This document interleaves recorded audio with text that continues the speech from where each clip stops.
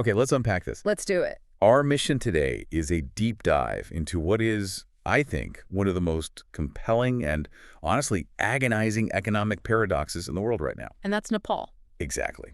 Nepal. We're looking at a country that is structurally dependent on exporting its single greatest resource. It's people. It's young, ambitious people. And in doing so, it's being, simultaneously stabilized and fundamentally weakened by the exact same force. It's the ultimate economic tightrope walk. And the scale, I think that's the crucial starting point for you to grasp. Give us the big picture, Hook. Okay, to frame this immediately, remittances, so the money sent home by this massive diaspora, account for over 23% of Nepal's entire GDP. Wow. Over a fifth of the whole economy. Right. So this is not just a supplement, this is the foundation. It actually places Nepal ninth globally in terms of reliance on these funds. So this dependency is the source of both, immense strength, but also this critical fragility. That's the paradox. Immense short-term strength, terrifying long-term fragility. And that is the core of our discussion today. We have to dissect this dependency. So first, we'll explore the vital short-term economic gains, the lifeline, as we're calling it. The thing keeping the nation afloat. And then we'll turn our attention to the corrosive long-term vulnerabilities, the structural drain that, threatens to hollow the country out from the inside. Let's start with the good news first, I suppose. Let's. So the remittance lifeline, this immediate positive impact, which frankly looks like a macroeconomic miracle on paper. It really does. These remittances aren't just helpful, they are fundamental to stopping a complete financial collapse. What are the raw figures? What does this influx actually look like? Well, the numbers are staggering. In the last fiscal year, 2023-24, Nepal received an astonishing $10.86 billion in remittances. 10.86 billion. And this is where, the macro jargon becomes really important because that huge inflow immediately translates into serious financial security. Okay, so tell us what that security looks like in analyst speak. What does nearly $11 billion actually buy them? It bought them stability. That inflow led to a current account surplus of $1.66 billion. Which is huge. And a balance of payment surplus of $3.77 billion. Now, in plain language, that just means Nepal is currently earning far more from the world than it's spending. Mostly through its exported labor. Exactly. Huh. And that gives the government and the central bank this massive financial security blanket against global shocks. It effectively shores up their defenses. It buys them time. We also saw their foreign exchange reserves, the country's rainy day fund, grow by a massive 30% to over $15 billion. Yeah. This is the key metric we want you to remember. Those reserves can cover 13 months of imports. And you just have to compare that to some of its neighbors in South Asia who've really struggled with depleted reserves and currency crises. Yeah. Nepal is in a strong position, almost entirely because of its diaspora. It prevents inflation from soaring. It stops the currency from collapsing. Okay, so let's shift focus from the national balance sheet down to the kitchen table. What does this lifeline look like for the average Nepali household? It's a story of total transformation. I mean, in just a single generation. The share of households getting remittances went from about 23% in the mid-90s. So roughly 1 in 4. Right. To a staggering 76.8% in 2020-23. Wait, 76%.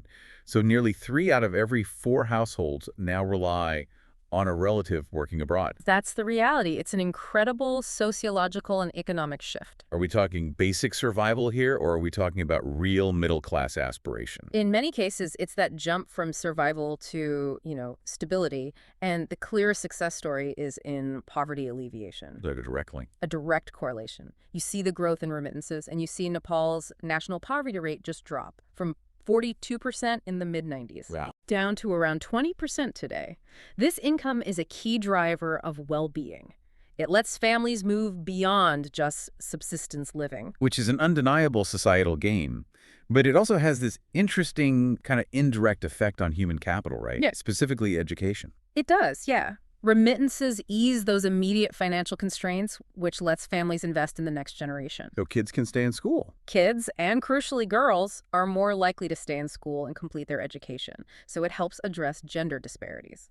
It's fascinating because the primary economic driver is international labor, but one of its greatest benefits is strengthening domestic human development. So we have a clear trade-off here. The country is stabilizing its financial system, lifting millions out of poverty. But it's doing so by exporting its future productivity. That is the core question. I mean, given that success, isn't this brain drain just a necessary evil, at least for now? Well, the stability we just talked about comes at a profound and accumulating internal cost. The stability depends on perpetuating the drain. And that drain, if it continues, will eventually remove the engine of domestic growth entirely. Okay, let's pivot to that structural cost now. Hmm. Because stabilizing the external accounts by exporting labor, it destabilizes key sectors at home. It has to. And the sheer scale of departure is the starting point. Approximately 1,700 Nepalists leave the country every single day. Every day, it's relentless. And that relentless pace means the country isn't just losing excess capacity, it's losing critical skilled capital. Yes. And we have to challenge the common assumption here. This isn't just unskilled labor going for manual jobs. That's the narrative you often hear. It's wrong. The data shows that a staggering 71.78% of the workers moving abroad are actually classified as skilled. 71%. That's a devastating statistic. It confirms the worst fears about brain drain. It does. It means Nepal is training its best and brightest, investing in their education, only to watch that human capital walk out the door and boost the economies of the Gulf, or Malaysia, or Australia. Precisely. It is an unsustainable transfer of wealth and investment. And the impact is felt so acutely in critical public services, starting with health. Tell us about the health sector. The health sector is already seeing a crippling labor shortage. Doctors, nurses, health professionals, they're leaving. So the system's ability to meet basic needs is undermined. Severely undermined. And this is compounded by a demographic shift that's happening at the same time. How does that play out on the ground? Well, when the younger working age population leaves, the country is left with a disproportionately elderly population. Right. So you have two problems. The demand for complex geriatric care is rising dramatically, while the supply of the young healthcare workers needed to provide that care is shrinking every day. They're losing the workers and increasing the dependency ratio on who's left behind. You got it. And the foundation of the traditional economy, agriculture, is suffering just as much despite all this money flowing in. Which seems counterintuitive. It does, but agriculture is a perfect case study of the drain. Emigration causes these widespread, chronic labor shortages. And I assume that pushes wages up for the few workers who are left. Exactly. Which makes farm management incredibly difficult, often unprofitable. And this leads directly to massive amounts of underutilized or just fallow land. And we are seeing observable physical evidence of that neglect, aren't we? Oh, yes. There are clear observations of abandoned terraced lands turning into shrubland, into grassland. Which brings environmental risks, I'd imagine. Soil degradation, erosion, and crucially, the social burden for managing this decline falls disproportionately on women. The feminization of agriculture, I've heard it called. That's the term. It means women are left with the dual burden of the household and the increasingly difficult farm work. And the remittance money, it rarely fixes this. It's not invested back into farm mechanization or anything productive. So the money stops the immediate poverty, but it doesn't repair the underlying economic model. No, in fact, it reinforces the idea that foreign employment is the only viable path. That leads perfectly into our third section, the ultimate dilemma. We've established the money arrives, but the real test is what it buys. This is what analysts call the consumption trap. And the allocation figures are the biggest tell here. They show very clearly that this is a consumption-focused economy, not an investment-focused one. So how does it break down? A striking 72.4% of all remittance income is spent on daily consumption.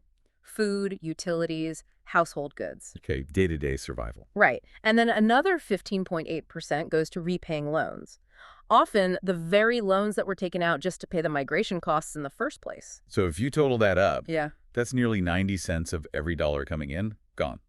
Immediately. Just keeping the lights on and paying old debts. Exactly. It leaves almost nothing for productive long-term growth. We see these tiny figures for growth activities, only 1.2% on capital formation. And capital formation is what exactly?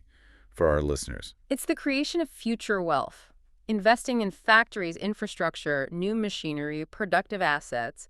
When that figure is near zero, you are effectively deciding not to build the infrastructure for the next generation of jobs. Just a mere 0.4% on business or investment.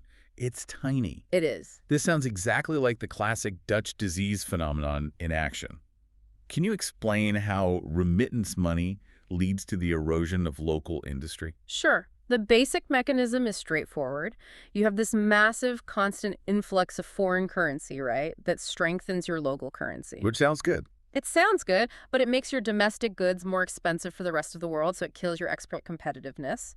At the same time, it makes imported goods artificially cheap for you at home. And that reliance on consumption-fueled remittances. It reduces the political pressure on the government to actually do the hard work. Precisely. Why endure the pain of industrial reform when easy remittance money satisfies consumer demand and stabilizes the currency? It creates policy complacency. And we can see the result of that, the erosion of industry. The industrial contribution to GDP is now, what, around 5%? A meager 5%. It is the physical sign of manufacturing competitiveness being hollowed out. And that consumption then fuels a massive feedback loop. Yes, it demands imports, all those foreign goods that are now cheaper and more desirable, which in turn just makes the trade deficit even worse. What was that number? The deficit reached 861 billion rupees in just the first 7 months of this fiscal year. So the cycle is completely self-defeating.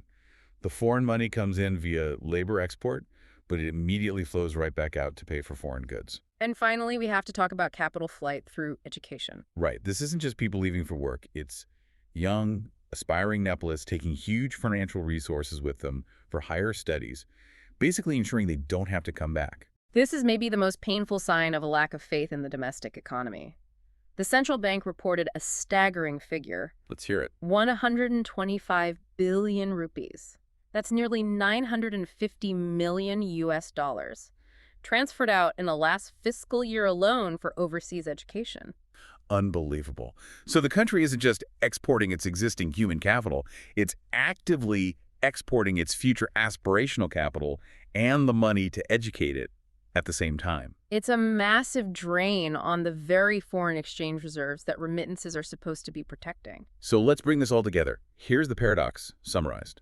Nepal uses the emigration of its youth to address immediate poverty, to stabilize its external financial accounts. The lifeline. But in doing so, it structurally hollows out its internal productive capacity. It creates this fragile, import-reliant, consumer-oriented economy that can't generate jobs for those who stay. And we've seen the real-world consequences of these unaddressed grievances very recently. Look at the political instability. The Gen Z revolt. The Gen Z revolt of September 2025. It was driven by widespread anger over corruption and critically mass youth unemployment. They see no future at home. And that instability is now projected to slow economic growth dramatically, down to maybe 2.1%. Yes, and that slowdown is a direct symptom of the productive sector being neglected for far too long in favor of this remittance consumption model. So what does this all mean for you, the listener, looking for the final synthesis here? What is the policy implication? I think the crucial takeaway is that the national focus has to shift, urgently, away from migration-centered policies that just facilitate labor export. And toward strategies that foster internal resilience and growth. Exactly. The current system just perpetuates reliance on foreign markets, foreign capital, and foreign skills. It risks a continuing cycle of emigration-driven stagnation, where the structural problems only get deeper over time. So this highlights the urgency for policymakers to address the drain, not just celebrate the lifeline. Absolutely. The conversation has to be about reducing brain drain by offering competitive domestic opportunities. Nepal needs to find creative ways to mobilize the expertise of its diaspora, knowledge repatriation programs that can lure skilled professionals back. Because without those interventions, Without strategic interventions to use that expertise and revitalize core sectors like industry and agriculture, the entire system just remains fundamentally fragile. that leaves us with a provocative closing thought for you to mull or explore on your own.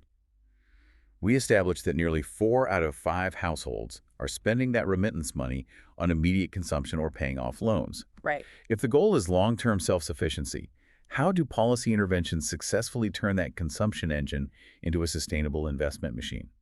What specific strategic mechanisms are required to revitalize domestic sectors like agriculture when the primary financial incentive for families is simply to send the next generation abroad? Something to think about. We'll leave you there.